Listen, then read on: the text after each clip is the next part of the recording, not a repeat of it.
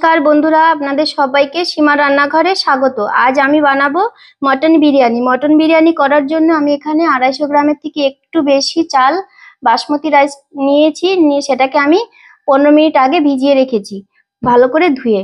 আর এখানে নিয়ে নিয়েছি 500 গ্রাম মটন। আর এখানে 6 পিস আলু নিয়েছি মাঝখান দিয়ে কেটে। আর এখানে নিয়ে নিয়েছি 6 পিস পেঁয়াজ মাঝারি সাইজের, একটা টমেটো, কাঁচা লঙ্কা আর গোটা একটা রসুন আর 1.5 ইঞ্চি মতো আদা। এখানে নিয়ে নিয়েছি 4টা ডিম আগে থেকে সেদ্ধ করে ছাড়িয়ে নিয়েছি আমি। আর এখানে নিয়ে নিয়েছি গোটা জিরে, তেজপাতা, জায়ফল, জয়িত্রী, এলাচ, দারচিনি, গোটা ধনে, লবঙ্গ, বড় এলাচ আর যে সাদা মরিচ, গোটা একটা লঙ্কা আর গোলাপের পাপড়ি।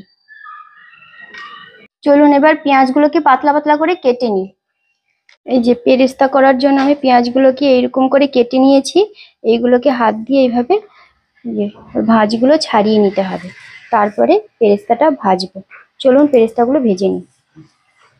চলুন পেরেস্তাগুলো ভাজার আগে আমি এই শুকনো মশলাটাকে ভেজে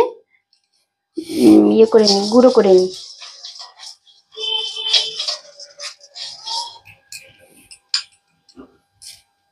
এই যে শুকনো মশলাগুলো, গোটা মশলাগুলোকে আমি ভেজে নিয়েছি। এখন মিক্সিতে দিয়ে গুঁড়ো করে নেব। আর ততক্ষণে পেরেস্তাটা ভাজতে দিয়ে দেব। কড়াতে আমি তেল দিয়ে দিচ্ছি।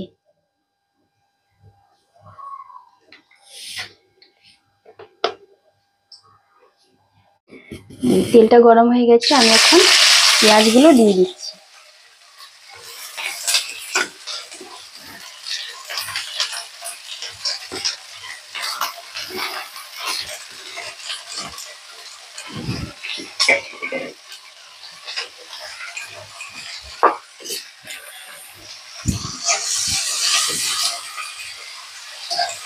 এই যে পেরেস্তাটা ভাজতে শুরু করে দিয়েছি। পেরেস্তাটা ভাজা হতে হতে ততক্ষণে আমি ওই শুকনো মশলার গুঁড়োটা করে নেব। আর এই যে কাঁচা মশলার এটার একটা পেস্ট তৈরি করে নেব মটনটার জন্য। এই যে শুকনো মশলাটা আমি ভেজে গুঁড়ো করে নিয়েছি। আর এখন এটাকে একটা পেস্ট করে নেব। এই যে দেখুন পেস্টটা করে নিয়েছি। এখন আমি এই যে বাটিতে একটু জল নিয়ে নিয়েছি। এই জলের মধ্যে আমি কেশরটাকে ভিজিয়ে দেব। আপনাদের যদি দুধ থাকে দুধে ভিজিয়ে দেবেন।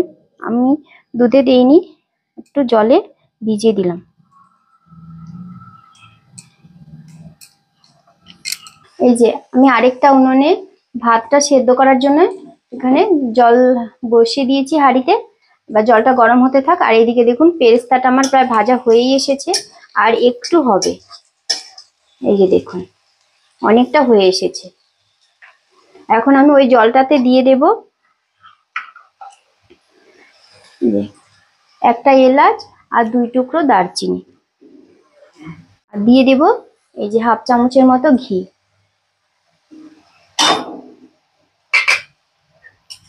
এই দেখুন পেরেস্তাগুলো ভাজা হয়ে গেছে। আমি এখন এখান থেকে খানিকটা পেরেস্তা তুলে রাখবো।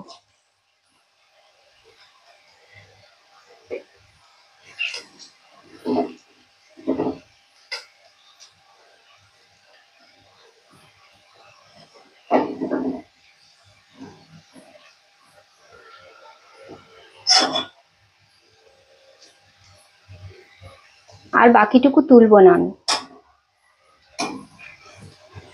তুলবো না, এখানেই মাটনটা দিয়ে দেব। এই যে আমি এখানে মাটনগুলো দিয়ে দিচ্ছি। আর মাটনগুলো দেখুন এই ছোট ছোট সাইজের করে নিয়েছি, খুব বেশি বড় করিনি, যাতে তাড়াতাড়ি করে সেদ্ধ হয়ে যায়।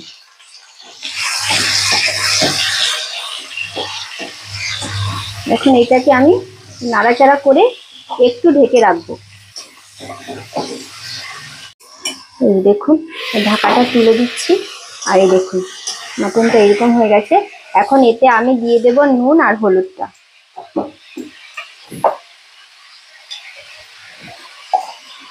প্রথমে দিয়ে দেবো হলুদ গুঁড়ো,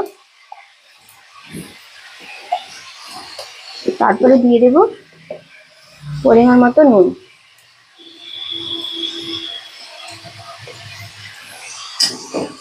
এবার এটাকে আমি আরেকটু নাড়াচাড়া করব, করে আমি আরেকবার ঢেকে রাখবো। যেহেতু নুন দিয়েছি, এখন মাংসটার গা থেকে জল ছেড়ে দেবে, সেই জন্য ঢেকে রাখবো। ভাতের জন্য যে আমি জলটা বসিয়েছিলাম, সেই জলটা গরম হয়ে গেছে। এখন আমি গরম জলের মধ্যে চালগুলো দিয়ে দিচ্ছি।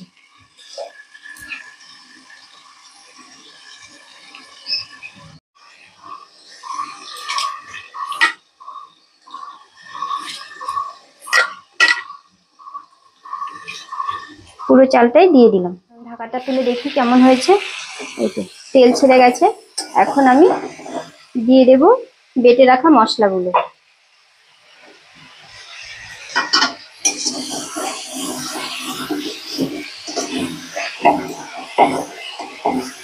কড়াই নিচটাই লেগে গেছে, যেহেতু পেঁয়াজ ভাজার কড়াইতে আমি বসিয়েছিলাম, সেই জন্য।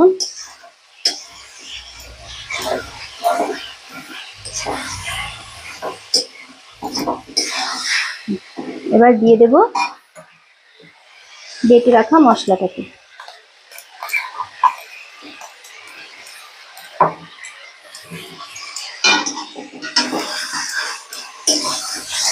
এটা দিয়ে আমি আরেকটু ভালো করে কষিয়ে ঢেকে দেব। ঝালের জন্য আমি কাঁচা লঙ্কা দিয়েছি। ঝালের জন্য আর অন্য কোনো গুঁড়ো লঙ্কা ব্যবহার করব না। ভাতের হাঁড়ির মধ্যে আমি দিয়ে দেব হাফটা লেবুর রস। লেবুর রসটা দিলে ভাতগুলো ঝরঝরে হয় আর ভালো হয়। আর দিয়ে দেবো একটু নুন, হাফ চামচের মতো, দিয়ে নেড়ে দেবো।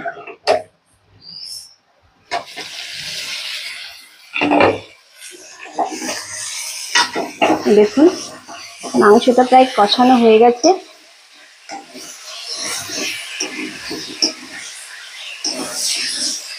এখন আমি মাংসটাতে দিয়ে দেবো কালারের জন্য কাশ্মীরি লঙ্কার গুঁড়ো।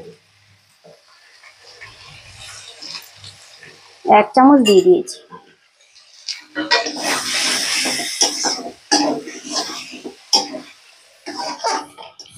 এই যে দেখুন বিরিয়ানির ভাতটা হয়ে গেছে। এখন আমি এটাকে নামিয়ে দেব। এই দেখুন 75% সেদ্ধ করে নিয়েছি। দেখুন আমি 15 মিনিট পরে এই ঢাকনাটা তুলছি। গ্যাসের ফ্লেমটা কমিয়ে দিয়ে এইভাবে রান্না করেছি। এখন এটাকে আমি প্রেসার কুকারে দিয়ে 3টে সিটি মেরে নেব। এই যে মাংসগুলো আমি প্রেসার কুকারে দিয়ে দিচ্ছি।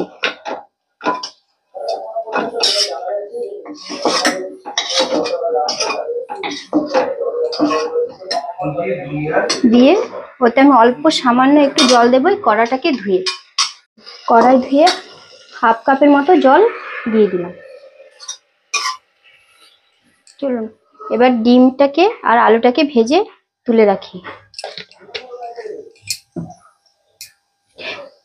আমি একটা আগে থেকে কড়াই বসিয়ে দিয়েছি, তাতে তেল দিয়ে দিয়েছি। তেলটা গরম হচ্ছে। তেলটা গরম হয়ে গেছে। এখন আমি আলুগুলোকে ছেড়ে দিচ্ছি।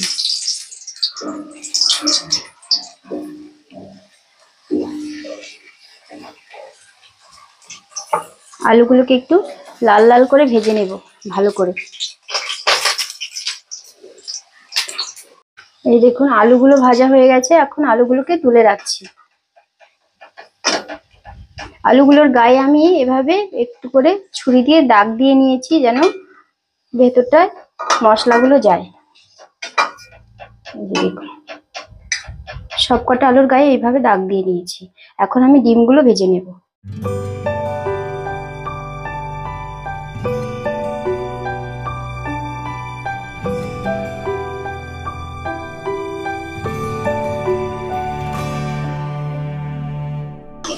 দেখুন ডিমগুলোর গায়েও আমি এইভাবে ছুরি দিয়ে একটু কেটে কেটে দাগ করে দিয়েছি।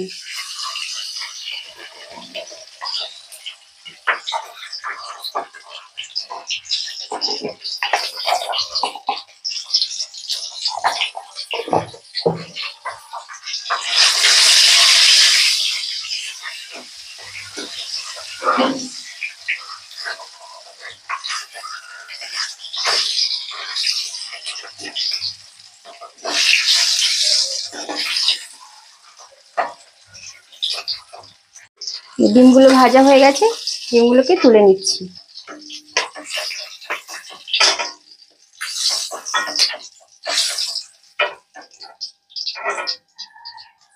এই যেই হাঁড়িটাতে আমি ভাতগুলো রান্না করে নিয়েছি, সেই হাঁড়িটাতেই আমি একটু সাদা তেল, 1 চামচ সাদা তেল আমি গরম করে নিয়েছিলাম আগে, সেটাই দিয়ে দিচ্ছি। 2 চামচের মতো সাদা তেল দিয়েছি, আর দিয়ে দিব অল্প একটু ঘি। এখন আমি এই তেলটাকে চারদিকে এইভাবে ঘুরিয়ে নিচ্ছি। ঘুরিয়ে নিয়ে এতে দিয়ে দিচ্ছি এই যে ভাতগুলোকে।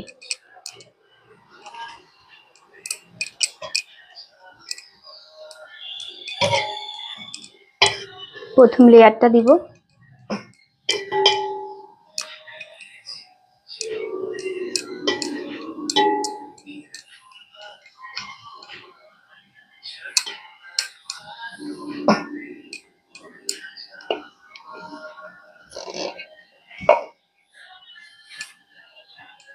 প্রথম লেয়ারটা দিয়েছি। আর এখন দেখুন এই যে মাটনটা কেমন হয়েছে, দেখুন কত সুন্দর হয়ে গেছে, দেখছেন? বেশ, এখন আমি মাটনগুলো বসিয়ে দেব।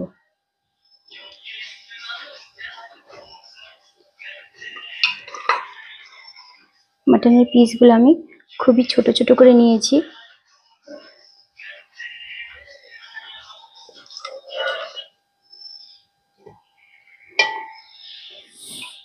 দিয়ে দেব ডিম, আর দিয়ে দেব আলু।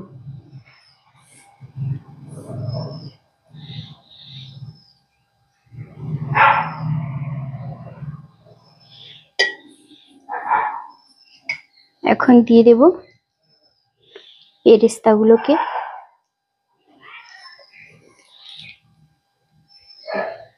আমার পেরেস্তাগুলো ঝুরঝুরে হয়নি, তেল রয়ে গেছে।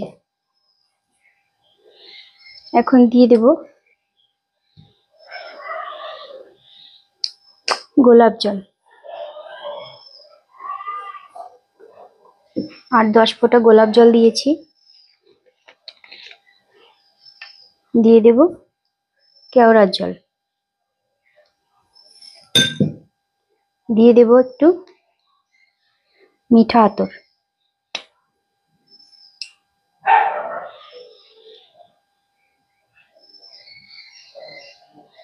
দু তিন ফোঁটা মিঠা আতর দিয়ে দিয়েছি।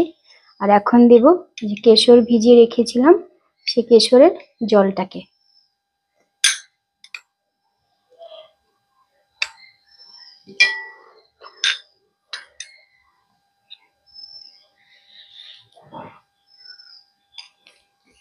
এবার উপর দিয়ে দিব বিরিয়ানি মশলা, যেটা আমি তৈরি করে রেখেছিলাম সেটাকে।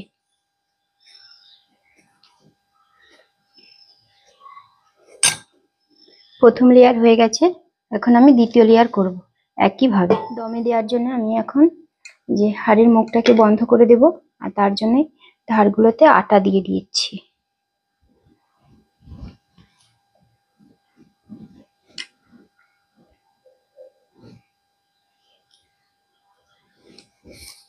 এই যে ঢাকনাটা দিয়ে এইভাবে চেপে দেব, যেন ভেতরের একটু বাষ্প বাইরে না বেরিয়ে আসে।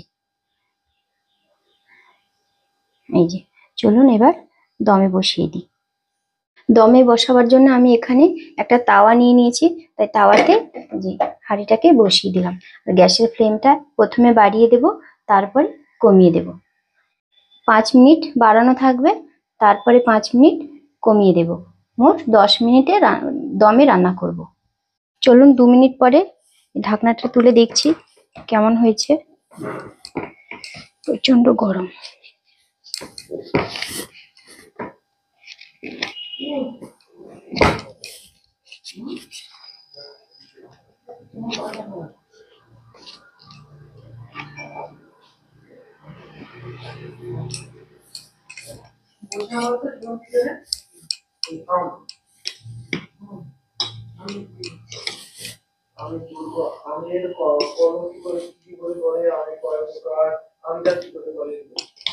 এই যে দেখুন, এই দেখুন কত সুন্দর হয়ে গেছে। এখন আমি গরম গরম সার্ভ করব। এই যে মাটনটুকু,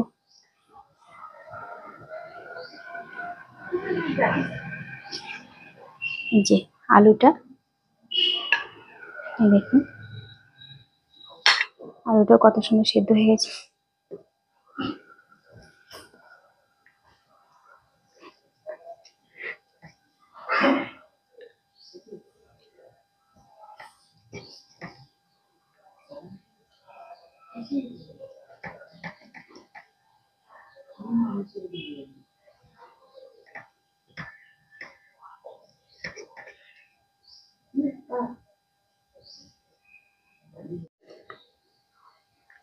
এই যে দেখুন মাংসটা কত সুন্দর সেদ্ধ হয়ে গেছে। আর ডিমটা, আলুটা দেখিয়ে দিই আপনাদের। যে আলুটাও হয়ে গেছে।